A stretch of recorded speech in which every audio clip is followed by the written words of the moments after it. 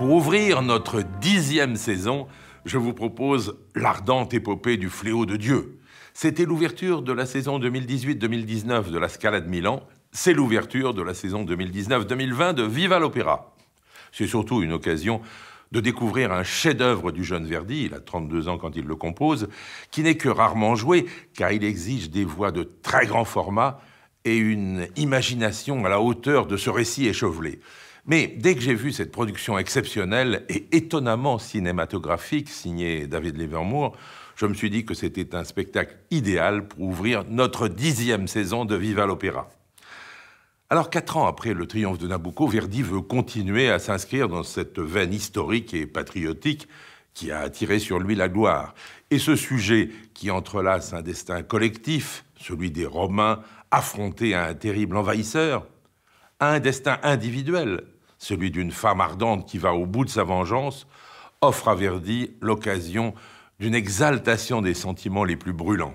Et tout cela à travers un formidable déploiement vocal avec quelques morceaux de bravoure qui exigent, je l'ai dit, des pointures rares. Et la Scala de Milan a su les réunir. De l'Attila de la basse russe Ildar Abdrazakov, sans doute son plus grand interprète aujourd'hui, à l'Oda Bella de la soprano espagnole Saoya Hernandez, une véritable torche vocale, en passant par l'Ezio du baryton roumain Georges Petean ou le Foresto du ténor italien Fabio Sartori, Riccardo Chailly a réuni le meilleur et offre une version spectaculaire d'un opéra de feu et d'éclat. Alors dans cette première partie, vous allez d'emblée être mis en présence d'une matière sonore, celle de l'ouverture, qui est la signature même de Verdi, sa patte. Et puis avec le prologue, vous allez découvrir la production de David Livermore, une production qui fait appel aux technologies les plus modernes, en particulier dans l'utilisation de la vidéo, avec aussi une charge spectaculaire qui correspond bien à la musique exaltée de ce jeune Verdi. La transposition au XXe siècle, dans les années 40 exactement, dont on sait ce qu'elles ont été pour l'Italie, fonctionne bien, car si la lettre des situations a changé, la pulsation dramatique est bien la même, avec ce croisement caractéristique des tragédies individuelles avec les tragédies collectives, et avec cet entrelac de la politique et du désir. Et David Livermore sait agencer les somptueux décors et les éclairages avec un sens du spectacle qui impressionne. Et puis, et c'est toujours le juge de paix d'un spectacle d'opéra, la réalisation musicale est exemplaire.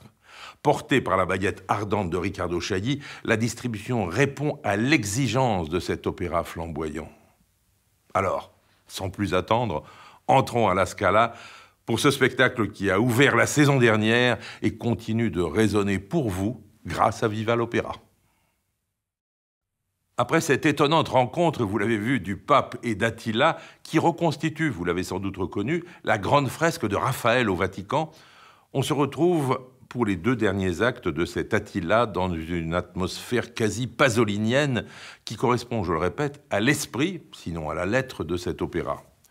Il va y avoir encore des emportements, des marchandages, des trahisons, tout ce que l'appareil politique véhicule, en parallèle à l'obsession vengeresse de cette Oda Bella qui est aveugle à tout ce qui n'est pas la réalisation de son désir funeste. À un moment, on se prend à croire que la folie des hommes pourrait s'arrêter, que la logique mortifère pourrait ne pas avoir toujours raison. Mais il y a ces caractères, cette obsession des ruines, cette oppression, cette sauvagerie. Restent les voix.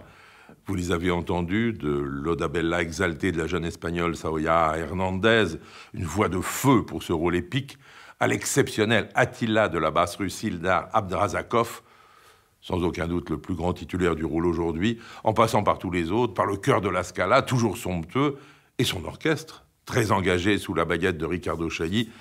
Vous avez encore de quoi vous en mettre plein les yeux et plein les oreilles.